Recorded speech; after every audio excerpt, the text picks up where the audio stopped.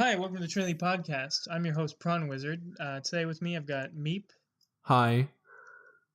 Treetop, Hey, it's me, Treetop. It's 5 a.m. here in Germany, staying awake. I haven't slept one bit, so this is going to be really fun. we appreciate it, and Guilty Gear, newcomer. Hi. So today we're going to be talking about the upcoming ban list, but we're in an effort to keep it more of an evergreen podcast. We're going to keep closer to like the themes and the ban list philosophy rather than the card specifics. Let's just get right into it with Shaddoll Fusion.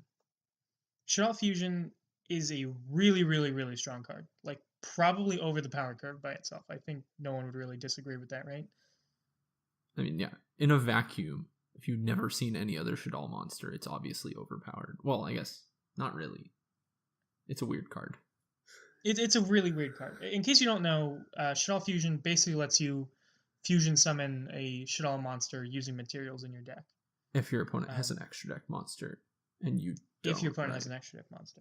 Yeah, by itself, Shaddoll Fusion gets to send two monsters from your deck to the grave. One of them has to be a Shaddoll, which is going to trigger the effect, and ideally the other one is also going to trigger an effect. Yeah. Or be like Fairy Tale Snow. Well, yeah, generally, but it's a glorified, well, probably a justified Foolish Burial, which doesn't just send a Shaddoll to trigger. It's a double Foolish Burial on top of a monster. That gives you a monster. So Foolish is amazing at like a -1. Shaddoll Fusion is like a +2, I guess? Yeah. Yeah, I call it's at least a +1, but usually a +2. And if you send Shaddoll Construct, you then get to send like Dragon to pop a spell or trap or something. It's a huge value card. But I think the problem with it in Trinity is in the TCG, you can sort of play around it by trying not to go into the extra deck too much. At least that was a thing in Shaddoll format. In Trinity, as a one-off, you can't really not go into the extra. You still have to dedicate. It's not worth just avoiding summoning extra deck monsters. And that's really hard for some decks to do in Trinity. Like, some decks are very reliant on, rank 4 has to make rank 4s, or it's just a bunch of, like, meh good stuff, level 4s, that's not going to really do anything. Or like even when you compare it to like actual Shaddoll format, Burning Abyss couldn't do any, like if you didn't summon Dante, you're just losing the game basically. So like Shaddolls was able to really effectively counter that deck. And I mean, it wasn't as overpowered in the historical format because you had like Clifforts and Necros, which didn't really need to use the extra deck, but in Trinity, there's so many more decks, and so many of them use the extra deck integrally, like as a core part of their strategy. But because of this, you kind of have to always, when considering how good the card is, you pretty much always consider that you get to mill from deck, which guarantees it being a +1, +2, +3 if you kill a monster with Construct or something. But let's mention how the fact that most of the Shaddoll cards are actually pretty bad. Especially when they're just one-offs. Yeah, if you actually draw them. Dragon is like the only one that's decent. Dragon's the only passable card. It 1900 attack and a decent flip effect, but 0 defense, which is bad on a flip card. Yeah. I don't know if that's quite true. I think Dragon's definitely good. It's seen play outside of like Shaddoll decks. I played it in Hero as like you can turn Foolish Burial into like an MST. I think the others, Squirmartyr's not terrible if you like set it, flip, kill a monster. Yeah. I mean, Maneater Bug is a decent card, I guess. Well, I'm not quite sure if that's true. And Falco isn't terrible, but only if you have the setup. So, I mean, that's very conditional, right? Like, if you have the Shaddolls in grave, Falco's really good, but... I disagree with that, because if you're sending a monster to grave, you'll send Squirmartyr first, which then sends Falco. So you kind of always have a Falco target. Yeah, I'm mostly talking in terms of if you draw into these cards, right? Like, is this going to just be a dead card in your hand? And for most of the Shaddolls, the answer is yes, it's going to just be a dead card in your hand. Especially Beast, because it's a level 5. Even though Beast is one of the best cards to send from deck to grave, it's also the worst one to draw. Yeah. Yeah, but this being said, is the deficit of playing Shaddolls in your deck, does it make Shaddoll Fusion not just worthwhile, does it make it too good? Yeah, that's really the question, is how bad does a deck have to be in order to justify having a power card like Shaddoll Fusion? There's a few other examples of this. There's like Evil Swarm Origin, where Evil Swarm Origin is a absurdly broken card in my opinion, but Evil Swarms are so bad it doesn't matter. Like, um, you're not going to be able to consistently get out Origin, and the things that Origin summons aren't going to be good enough, really. Especially now that Ophion's banned. Like, another difference here is Shadow Fusion's kind of much more splashable, I think, than like, for example, Evil Swans. You can throw in a Shadow Fusion, Squamata, Dragon, maybe like a third one, and that's kind of like your entire Shadow engine. Yeah, probably Hedgehog to search the fusion. Hedgehog. You can actually just play it in a any deck, like a turn 3 Shadal Fusion you can get by just using Lavalval Chain or Beatrice to send That's true. Send first the fusion, then send the trap card that adds it back. Yeah, it is a bit more splashable than something like Evil Swarm Origin. That's true. But how good is like resolving a Shadow Fusion? So you probably send Dragon to like get a pop, or Beast to get a draw, or Hedgehog you get a search, or whatever, right? Like they all give you some kind of plus when they're sent, unless you're playing Hound, in which case, what are you doing? Yeah, stop playing Hound, please. Even if you send like a Beast to get a draw or something, you're still. I don't really know if it's kind of like ban-worthy. The deck, you can't really say that because the deck hasn't performed well in Trinity, it's like not good enough. Like the format's so small, there's not enough of a player base to justify banning a card just on results. But I don't feel that Shadows. I don't feel that Shadows are just like too good by themselves. Yeah, that's an important thing to mention. I think the fact that you're playing Shadows in the deck and that like it's one card, maybe two cards in like 40, I think it kind of balances the card. Sure, Summoning Construct is like very good, but it still dies to a lot of removal. Yeah, I'm very conflicted because the suggestion is to move Shadal Fusion to Co to make it probably less splashable and also so you can't run multiples. Yeah, I mean, the idea there is because right now you can splash like a 3 or 4 card Shadal engine in a lot of regular graveyard decks, or in a more dedicated Shadal flipped type deck, you can run, 2 or 3 Shadal Fusion, then you're consistently getting it out. Yeah, and the idea is to basically, like, you might lose some consistency by drawing the, like, Shadal Garnets or whatever, but then there's also some games you just sack people by having Shadal Fusion, setting up Fairy Tale Snow in your grave and winning, Yeah, I think if you hit Shadal Fusion to Co-Forbidden, it kind of just...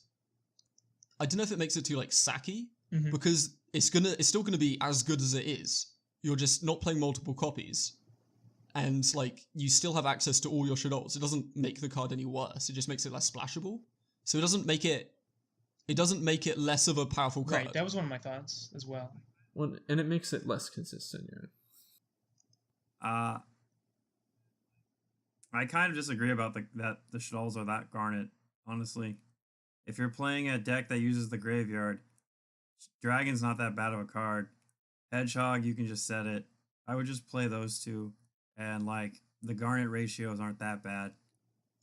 But is hitting Shadal Fusion as opposed to, like, hitting Construct or Wind or something, like, something we want to consider? Yeah, I mean, that accomplishes mostly the same thing, right? Honestly, this might be weird. I think Shekanaku is more problematic than Construct. You need to have a card in hand.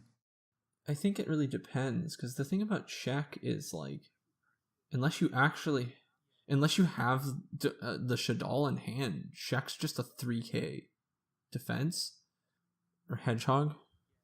Yeah. Well, if you send Squamata, I think, is it Squamata that adds to hand? Hedgehog. It's Hedgehog. Hedgehog, yeah. Yeah, if you send Hedgehog, you get the material for... Sure, but then that's the trade-off of, for Shek to be any good, you have to be playing like the full set of 5, really? Or like you have to be playing, I guess, the 3 and really hope, and then that really becomes an actual Garnet. I mean, because as it stands, they're not really Garnets in that if you draw one, your whole engine's done. But if you're really trying to make Shek live, that is the case, right? And we also have to consider that sending an That Earth is true. That is true. That's a good point. almost never as good as sending a Dark or a Light. That's true. There are a couple good... There's a couple good Earths. Nemesis Warrior is the first one that comes to mind.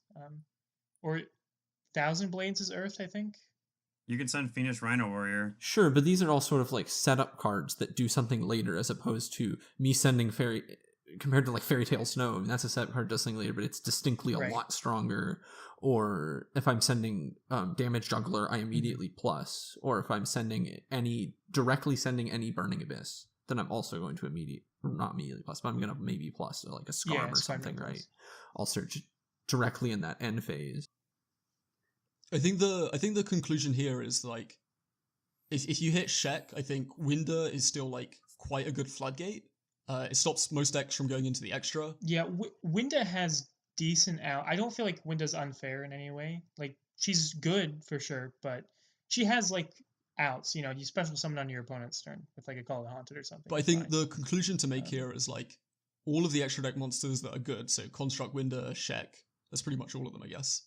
They're all like too relevant to hit one of them. So I think hitting Shaddoll Fusion is much better a hit than like hitting any or all of the fusion monsters. Mm-hmm. Yeah, and when you also have to consider that like hitting any one of the fusion monsters really doesn't do anything to the deck, because it doesn't lower the consistency of that monster. It just slightly drops your chance of drawing Shaddoll Fusion, but if you're running multiple Shaddoll Fusion anyways, it's still relatively likely that you can rip the Shaddoll Fusion and get it out. Well, it hits the what it does hit is like the TCG strategy would be like summon construct, summon another construct type of play, but that line of play isn't going to be used in Trinity anyway for the most part. Yeah, because it's just so hard to, then you're putting so many extra Trinities there, you're dedicating to this strategy that most of the time in Trinity has been sort of like, it's like a secondary strategy, and that's what I think makes it so good at Unlimited, right? Is you can just sort of splash it in, or even splash 2 copies in, and it's not the dedicated thrust of your deck, but when you draw Shaddoll Fusion, you're doing really well, right? Yeah, I think Shaddoll is fine when like the deck is good, but it's not as splashable. It's great if you can like dedicate and play and actually say I'm playing a Shaddoll deck. Sure. Rather than just say I'm playing like flip deck and I'm also featuring a Shaddoll engine. Yeah. And I think that's just sort of an unfortunate side effect of being a Highlander format, right? Is you can't really play like a dedicated Shaddoll deck. You can sort of, but there's only really 5-6 good Shaddoll cards, and one of them Shaddoll Fusion, right? We should probably move on to the next article, but I want to like make a conclusion for this one. I think Shaddoll Fusion, the general consensus is like maybe it's too good. It's on paper it's too good, but we'll have to sort of see how the tournament plays out. And I think hitting Shaddoll Fusion rather than anything else is the better choice. It's hitting the splashability of the deck, which is the main problem that people have with it. Yeah, and I think that even if we don't hit it in the July 2018 ban list, it's something that always needs to be on people's radars as something that could be broken with later cards or changes to the Trinity card pool, right? Yeah, definitely. Yeah, that's one thing to note. I think all of these cards we're going to bring up today are cards that will get brought up in the future. Maybe not to be banned or whatever, but they'll at least be brought up as like, oh, maybe these are broken still. Well, moving on to that, we've got something which people have been talking, especially Bodity has been talking about for quite a while. Yeah. Dark Hole from Co-Forbidden to Unlimited. Yeah. Man, there's been a lot of arguments over this card.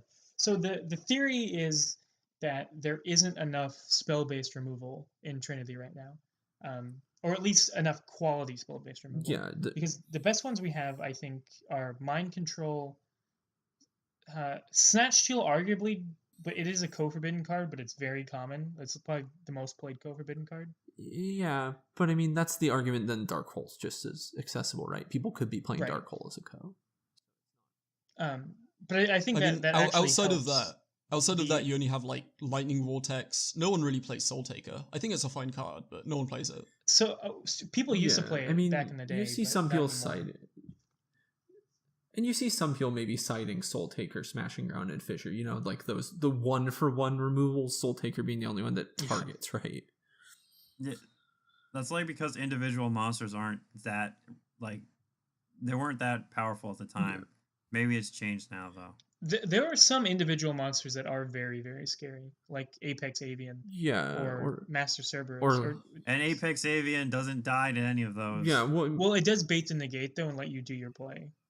Well, this is the main reason that we need that people say we need spell-based removal, is because of these like big negation bosses, like Totally Awesome, Apex Avian, Cyber Dragon Infinity. It got banned, and all of these things are kind of reliant on you baiting something else out and then using your spell-based removal to like take down the boss. And supposedly Dark Hole is gonna solve this because it's another tool in the kit that gets around these big negation bosses. But the problem is with that is that Dark Hole's a really, really good card, obviously. And it might have more unintended side effects than what we want, which would be OTK decks getting too good. I'm part of the Keep Dark Hole at Co-Forbidden crew, and my problem is like if you look at the cards that people are sort of playing, like you said, some people are siding Soul Taker, they're siding Lightning Vortex. The jump between Soul Taker and Dark Hole is insanely huge. And I think Dark Hole is, yes, it is spell-based removal, but I think the jump between the like badge removal and Dark Hole is just too big to let it be unlimited. My theory is that, yes, I agree, the difference between Soul Taker and Dark Hole is huge. But the problem is there's no double Soul Taker. You know, there's no step between Soul Taker and Dark Hole at the moment, and it might just be a necessary evil. Well, there's Lightning Vortex. That's like the best example. That's the closest you can get, yeah. Punk mentions in his Pendulum deck profile, you can't even run Twin Twisters in that deck because giving up 2 cards in your opening hand is too much for a combo-based deck. Or something like Pendulum where you need specific cards. Yeah, but I feel like combo-based decks, it's not as important to cater to those as regular decks, but even then Lightning Vortex isn't even as good as Twin Twister because it only hits face-ups, right? Oh, yeah.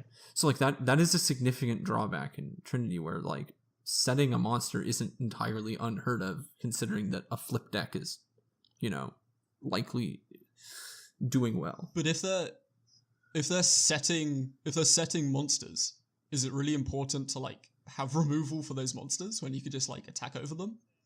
If it's a sub-tier and they have final battle set, yeah it is. That's like a very specific example though. That's very specific, but sub-tiers are a deck that are relevant. My main gist with Dark Hole is kind of the OTK aspect. So yes, it does provide all these removal options, but it also creates if you have an empty board, it is Raigeki, and you can still Dark Hole summon some monsters and attack for a lot of damage. That is very powerful. That is a threat. That is something I'm trying to consider. But I feel like we already have powerful swing cards. Like Mind Control can effectively do the same thing, because but it's nowhere near as big of a swing though. Mind Control's kind of dead though. Potentially, and as far as OTK goes, because no deck really spams the board, Mind Control can effectively be a Dark Hole in some scenarios. I mean, Mind Control is, I think, a problem that the Dark Hole argument brings into light is how little people are experimenting with these like kind of on the fringe cards like Mind Control.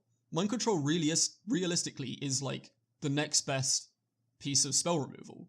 Like you steal their monster, you turn it into a link, it gives you link fodder, and people aren't actually playing Mind Control. Yeah, especially now that Nightmares exist. Yeah, now that Nightmares exist, like Mind Control is more viable than it used to be, but it's actually gone down in play. Because I remember people used to play a lot of Mind Control, like in February and stuff, but they've taken it out of their deck since. Yeah, so I've got the statistics. Up here. In February, 33% of decks played it, and in the most recent tournament, 12% played it. Yeah, it's gone down in usage a ton, and honestly, I've taken it out of my own decks, and I don't know why. I feel like the big reason for that is because of sort of the meta shift that we saw in March through May, right? Is that we were really sort of streamlining into this heavy control meta where you had a lot of shit like Mech Knight Purple and Altergeists and Pacifist and things you didn't want to mind control because decks are sitting on like one monster or a monster that can dodge removal or that can negate, and things where mind control just isn't really worthwhile, and you're usually just going to go -1 off the mind control and you're not actually going to get that plus. Yeah, mind controlling a pacifist token. Even if you had dark control if you had a dark control would be like steal all their monsters. If you had a Dark Hole, like they're still gonna banish their purple or whatever, Yeah. I don't think Dark Hole solves anything that Mind Control doesn't. No. Another card that people should play is Brain Control. Brain control significantly worse. The only time I sometimes there have been some metas where I side brain control, and that's the more rank 4 heavy formats because you can steal their level 4, make your own rank 4. I don't find brain control to be particularly good because it only works on normal summons, and most people use the extra deck. They don't really leave normal summons on the board that often. Yeah, the big issue I think with brain control specifically is that most decks, the thing you want to be outing with removal is an extra deck monster, and brain control doesn't do that. So it's probably better off to run Soul Taker a lot of the time. Well, another point I want to bring up here is trap cards. Trap cards are very relevant in Trinity. They don't really see much play in the TCG, but in Trinity, like every deck plays traps, more or less. Yeah, except the OTKs. And I think for the most part, like the trap decks or the trap cards are just better as removal. I don't think it's necessary to have more spell-based removal when traps kind of just do the job well enough. The problem is if you're an aggro deck. It depends. Yeah, but not just like OTK decks, just aggro decks that want to play lots of monsters and like build up their advantage by monsters. And then if you don't have an out, if you have to wait to have an out, or if you have to play a lot of outs, that kind of hurts your deck. Well, if you're playing like an OTK deck, then your Dark Hole is just like much more oppressive, surely. Yeah, and we also have to consider that there isn't that much good trap-based monster move either. I mean, like, there's Torrential Tribute, sure. Torrential Tribute's a phenomenal card. It's one card. Blind Obliteration is nowhere near as good as Torrential Tribute. Well, it doesn't have to be like straight up like kill a monster. Yeah. Things like Lost Wind, but lower attack, negate an effect, they have a similar effect. You forget that like monsters are monster removal. Sure. The problem is anything that's untargetable absolutely screws like rank 4 outside of Utopia of the Lightning, and it also screws most of those traps. I mean, that's not super relevant just because there's not that many untargetable monsters in the format, but also, like, if it can't be targeted by card effects and you're playing a monster heavy deck, surely you can make a monster that just attacks over it. You can't really attack over Beals. Beals is targetable. You can Lost Wind him or Dino-Miscus or whatever. Specifically, you cannot Dark Hole a Beals. Right. And my point being is that, I mean, rank 4 really cannot deal with an untargetable monster for the most part. Utopia of the Lightning is like the one solution. Exiton, I guess. Or Exiton if you don't have card advantage, which, I mean, rank 4s usually don't have card advantage, but yeah, it's relevant. It's something that I feel like decks should be able to have access to untargeting removal if their deck can't. Well, another thing I want to bring up here, like, I lots of people don't like playing code and semi-forbidden cards, but I think if Dark Hole is like, if it's staple enough at Unlimited, I don't see why more people aren't playing it at co-forbidden. More people probably should. There probably needs to be more experimentation. The thing is, Snatch Steal is so good, it's so hard not to take that card. If you have like a co-slot open, you run Snatch Steal, you run Premature, and you run Hidden Armor. Yeah, I mean, I think that as it stands right now, usually when people are running a co-forbidden pair, it's because some card that's actually like into their deck strategy is at co-forbidden, right? So Seer or Fairy Tale Snow or something like that. And then when they're throwing the extra tech in, they're usually picking Monster Reborn or Snatch Steal just because Monster Reborn is another revival card and people like it, I think. And then Snatch Steal is searchable, as Prawn said, right? By Hidden Armor. Well, you say that, but like, I won a tournament playing co-forbidden, Monster Reborn, and Dark Hole, which had like no real synergy with the rest of the deck. Like, it had synergy, but they weren't I mean, I'm not denying that. And I mean, I think that while there's the idea that, I mean, it's technically less consistent, especially because our tournaments aren't that long, there's the idea of consistency versus power trade-off, right? It's sort of why 60-card Lightsworn was good in TCG for so long, even though on paper that deck is a consistency nightmare, right? Because it doesn't consistently open plays compared to other meta decks. But the reason it's good is because sometimes you have crazy power plays, and that's sort of the trade-off, right? Where like playing 60 lets you play grass, and then nobody bats an eye at that anymore. And I think it's the same idea with playing the 5 extra for a good co-pair. You're really only playing 3 extra cards for it, right? Like you only have to add 3 like junk cards to your deck. And they a lot of times some archetypes can throw in 3 quote unquote junk cards and be perfectly happy. Yeah. I mean, like, if your deck isn't, like, too special summon reliant, you just play, like, Chicken Game, Upstart, Pot of Duality or something. Yeah. Yeah.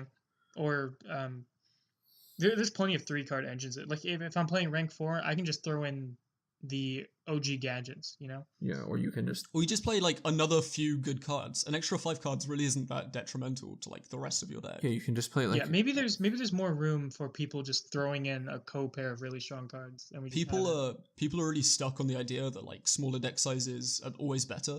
But, like, realistically, when you can play 2 different co-forbidden cards, that's, like, 40% of the extra 5 you're adding in. Which is... I didn't really want to get into this card, but...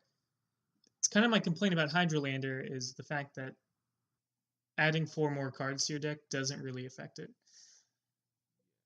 And I think it blows that card's power level up too high.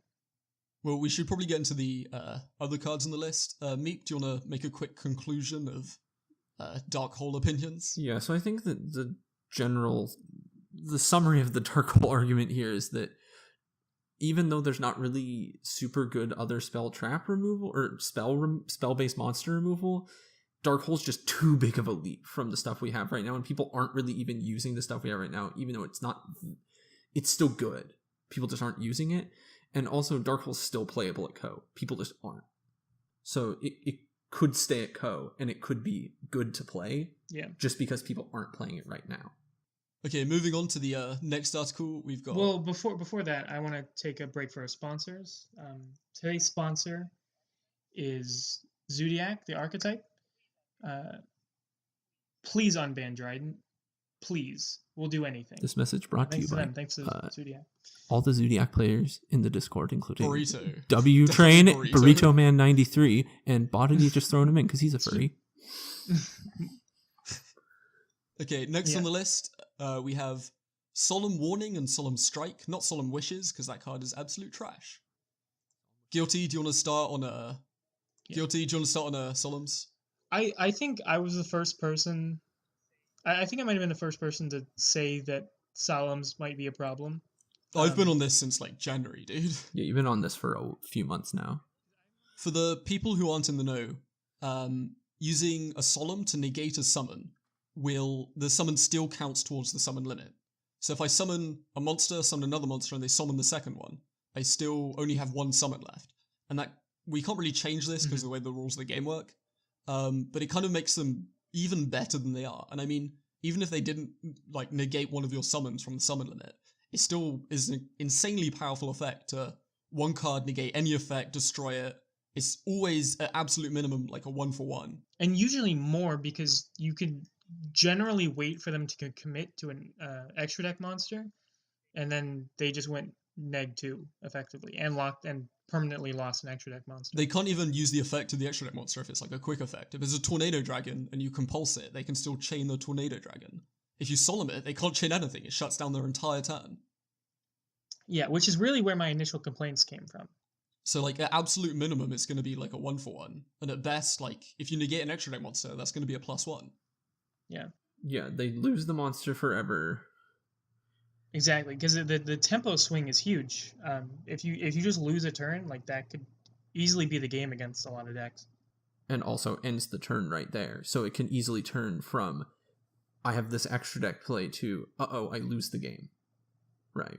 I think the thing that originally pushed like Solemns above other cards in the TCG was like, so you summon a monster and they have a trap, you have Forbidden Lands, you can stop the trap, but with Solemns you can't stop them. Like that was one of the things I think that pushed them over. Yeah, in the original TCG. There's absolutely no counterplay. You can play like Wiretap or something, but it's not like you're not going to play that card just for Solemns. Another thing, I think Staples are fine. I think Staples are fine in the format. But if you look at like how much Solemns are played, Solemn Strike is the most played card of the last format. Solemn Warning is the second most played. And they've always been in the top 10. They've always been in like 50% of decks, absolute minimum. Mm-hmm. And I will channel my inner Bodity here and say that playing against back row is very interesting. This is exactly what he would say. he would say something along the lines of, playing into back row is very interesting, and it's not quite just guesswork. There is a skill involved to playing around and into back row.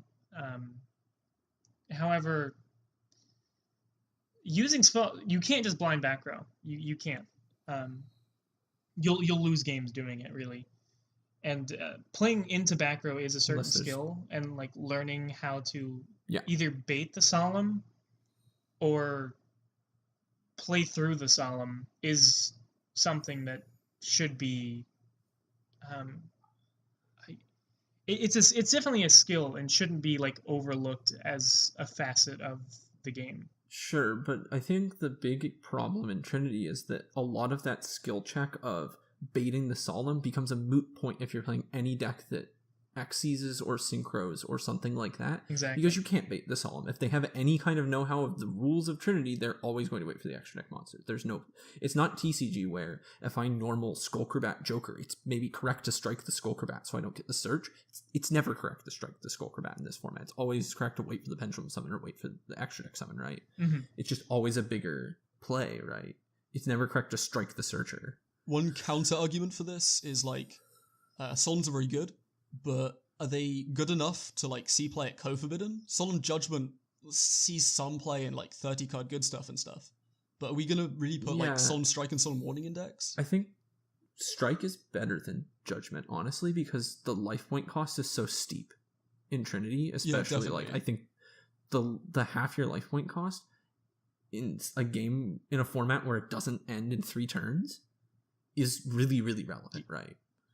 4,000 is so much, even for like I'm so nervous sometimes to even use Destrudo to like Black Rose someone's board because I'm afraid they're just going to summon something and win. Like paying half is a lot. I mean, very honestly, I lost a lot of games running Destrudo into Black Rose in Pendulums because if they strike it, you just lose the game on the spot. Mm-hmm. Like, I lost at least 2 games on the spot to that last cup.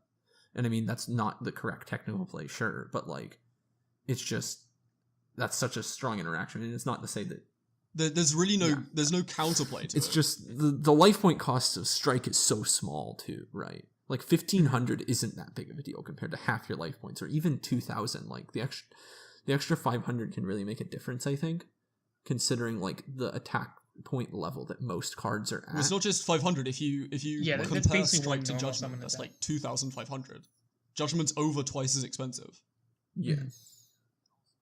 Yeah, and also like it's just in terms of you're going to be dying 1 to 2 turns quicker if you're judgmenting somebody compared to a Strike. You're dying maybe 1 turn quicker. I had another crazy thought the other day that you put Warning and Strike to Co and you unlimit Judgment. Would Judgment see play at unlimited? Maybe. I'm also afraid of having an unlimited Omni Negate. That sounds... It would. I think it would, but it wouldn't honestly be as good as Strike. I firmly do believe that Judgment is worse than Strike in Modern. Definitely I'd say Judgment. In Modern, especially in Trinity, because you have to consider in TCG Judgment is good in a lot of decks because it can shut off evenly matched or some crazy swing card. There really isn't an equivalent crazy swing card in Trinity that isn't just Strike. If you look at something like Go Control, in Go Control, like there's nothing that's really overpowered, maybe BLS or something. And Solemn Judgment was unlimited. You could play 3 in a deck, and like no one plays it. Except for like very specific OTK decks, right? Where they play it as a counterspell so they can do a combo and win. But normal decks never played it. Right? It didn't become played in TCG until Teledad format or Glad format when like your opponent's going to drop a monster that wins them the game on the spot. And we try to avoid that. Yeah, initially it was received as like a really bad card. Mm-hmm. It's only when the game becomes so like overpowered that you really have to negate something or you absolutely lose that like 4,000 life points is like worth it. Yeah, and I think that in general we try to avoid cards like that in Trinity. And I mean, I'm sure there's obviously still things like that, but we generally try to get rid of cards that instantly win you the game when you drop them. Prawn, do you want to make a little conclusion bit on Solemns? Really, really good. Definitely staples, but one thing we didn't mention is how they're potentially necessary because there are a lot of other good trap cards out there, though. Lost Wind is very good. Good access to decent trap cards is like important. Yeah, I mean, there'll be I think Fiendish Chain, Lost Wind. I mean, so many.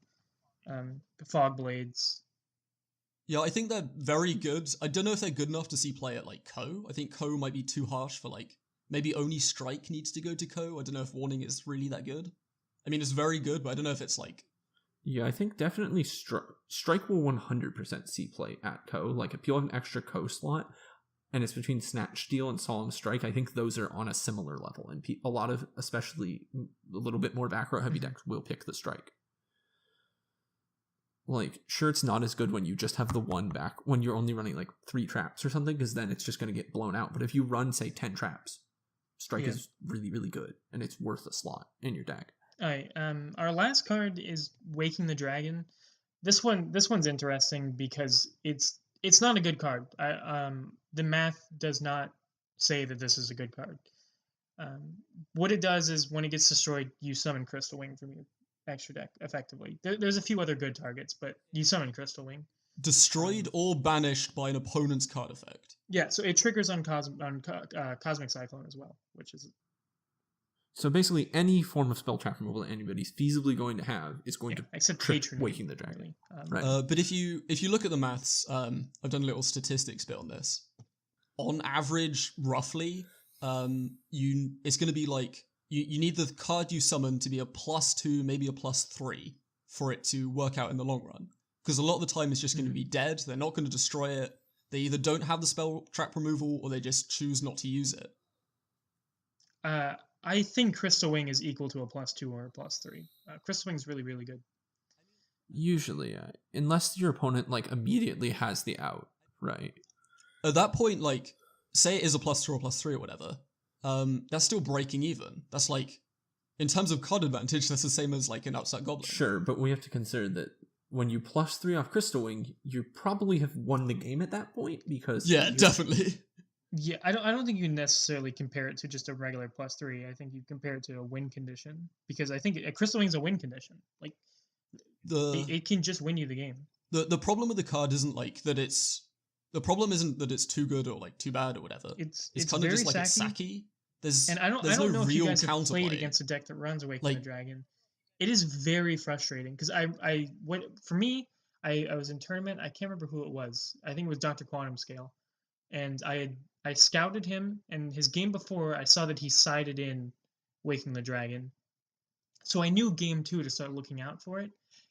But I also knew he ran Mirror Forces, and it is very, very hard to both play around Mirror Forces and like not just blind back row. If you're running a battle, you kind of have to blind the Mirror Forces for some decks. If you're running a battle-based deck, you can't accept Mirror Force, especially because he's running a high-pressure deck too. I can't just like slowly like normal summon, attack in, try to bait it or something. Like I have to go full speed. Yeah, he's playing Cosmo. I have to go full speed or I'm going to lose. And it's like, well, I can pop this back row, and if it's Waking the Dragon, I lose, and if it's not Waking the Dragon, I win. And I think that's a problem. It creates too many of those scenarios where it's like, well, if he's running Waking the Dragon here, I lose, and I have no other option. I feel like Waking the Dragon is very much like a product of the modern TCG, right? Where like when you look at Waking the Dragon in the context of the TCG, it's a tool for slow decks like Altergeist, which are inherently just turns behind an advantage compared to like Sky Striker, Trickstar, or Goki or something, which are going to spit out 17 huge boss monsters in one turn, right? And against those decks, it gives you one boss monster, which when compared to the things that other TCG decks do, isn't actually that impressive, right? Like, getting out, I don't know, Raid Raptor, Ultimate Falcon, or Crystal Wing isn't that impressive when you're comparing it to a full Goki Extra Link they can do in one turn off of 3 cards, right? Right. And it's just such a different power level, right? Where Waking the Dragon is by no means broken in TCG, because the power level is so much higher and there's so many more boss monsters in every deck, and every deck is spitting out 16 things in one turn, right? And it's just the amount of investment that you have to put in to get an equivalent monster normally in Trinity is absurd. Like, to actually get Crystal Wing out in Trinity, you have to build around it, put a lot of bad cards in your deck, and it's probably going to take you more than one turn unless you do some crazy weird shit, right? Right. Like, there is a one card Undyne combo. Yeah, it's like. But then you have to play 2 controller. You have to make sure your opponent has no back row. It's not going to happen. Yeah, Shiranui can do it with some setup, but sure, but you still then have to run like a few Shiranui cards that aren't really the best, and it's still going to take you like 2 turns, right? Right. As opposed to Wake It. You have to dedicate to it.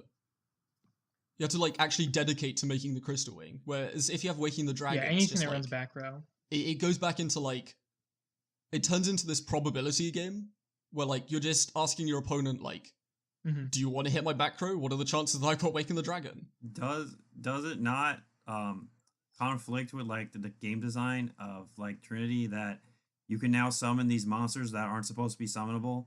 I mean, we banned a lot of the monsters that are summonable off of it, but it still kind of opens up the gates for monsters that would be ban worthy if they were summonable. Yeah. Right?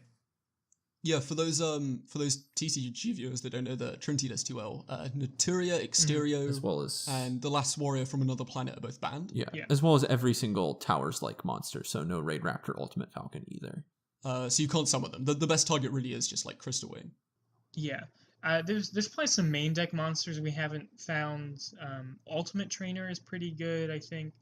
There's a bunch of cards that Big Beals is one. Yeah, Beals, I think it's called. Well, it doesn't matter what it is because they're always going to be printing things that are like on par with Crystal Wing or better than Crystal Wing. Like you can't ban Crystal Wing and make that solve it. So Waking the Dragon is always going to be this threat in the format where like it's not a good card, but when it's flipped, it's just like it just sucks. And Trinity is meant to be like this back and forth gameplay. It shouldn't really be like, oh, I hit his Waking the Dragon, I just lost. And what Meep was saying earlier with how like it's a product of the TCG, it's an interesting problem that we have to deal with in Trinity is the fact that Konami isn't designing for us. You know, they're designing for the TCG, so we're gonna get a lot of cards like this that are just evenly matched. Is I think like on par with that. Like evenly matched.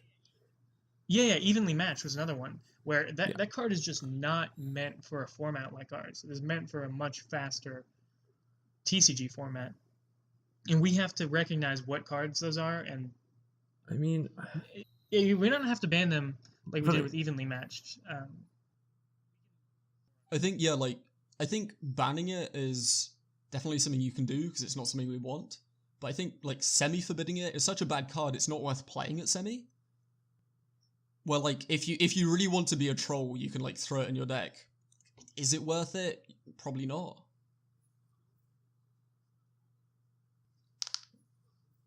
I feel like another big issue compared to TCG though, is that in TCG, right, only back row specific decks can play it at all because nobody mains spell trap removal anymore. Really, like people aren't maining Twin Twister or Cosmic Cyclone in the TCG. It comes and goes because back row is just so obsolete in TCG. But in this format, everybody plays back row. So along with that, everybody plays MST, Cosmic Cyclone, Heavy Storm Dust, or Twin Twisters, like at least 2 of those 4, usually 3 or 4 of them, right?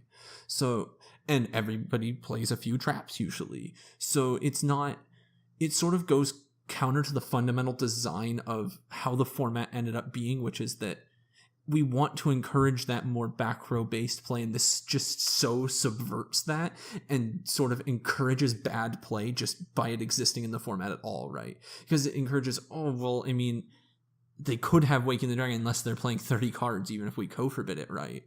And I mean, they probably don't, but what if they do? And then you just instantly lose the game to doing a correct play, right? Like, that's just not... Yeah, it's a very frustrating card to deal with. I think that's one of the issues I had with it. It's so frustrating and it's so hard to play into. Well, a very similar card here is like the Fisherman dude, the Legendary Fisherman 3. Like, it's not a good card, and if it was unlimited, like it's not going to destroy the metagame. But it's just annoying to deal with. You can't out it. If they summon it, you probably lose. Like. It's not going to be a problem. People don't want to deal with it, but it's just an unfun card. It disagrees with what the format wants to be. You don't want to deal with this shit. You want like to consider card advantage and like to play a real game of Yu-Gi-Oh! And things like the Legendary Fisherman and like this trap, they just disagree with the format. Yeah. Like they're not too good, but they're just not fun. Yeah, because it's just, we're trying to sort of capture a feeling and play style of Yu-Gi-Oh! From 5 to 7 years ago, right? Yeah, definitely. We had a lot of like super crazy Xyz rank 4 pendulum shit. And if you ask yourself, would they have printed Waking the Dragon 2010? No, they would not have printed Waking the Dragon 2010. Are you kidding me? They definitely would not have done that, right? It's just, it's not the kind of thing that should, like, if we were in control of the card pool, it never would be printed, as Prom was saying earlier, right? And I think that just sort of makes it out of place in the format. And I think that even though it would probably be not played at semi-forbidden or co-forbidden, it just so fundamentally goes counter to the design of the format that it probably should be banned. Yeah, I think that's a very good way to like summarize it. Yeah, it's an unfun, frustrating card that probably does not belong in the format. So that has been the Trinity Podcast. Anything else you guys want to say before we go? No, just keep playing Trinity, guys. We love you playing our format. Helps us grow. It's your format. Community Banlist, dude. Only vote whatever I tell you to vote. Don't vote anything else. Don't vote anything Prawn Wizard says. Anything Prawn Wizard says, vote anything except that. Pro tip. There's a reason he's not an admin. There's a very good reason he's not an admin. Yet. It'll happen. Okay. Okay. Well, till next time, till next podcast. Stay groovy. Yeah.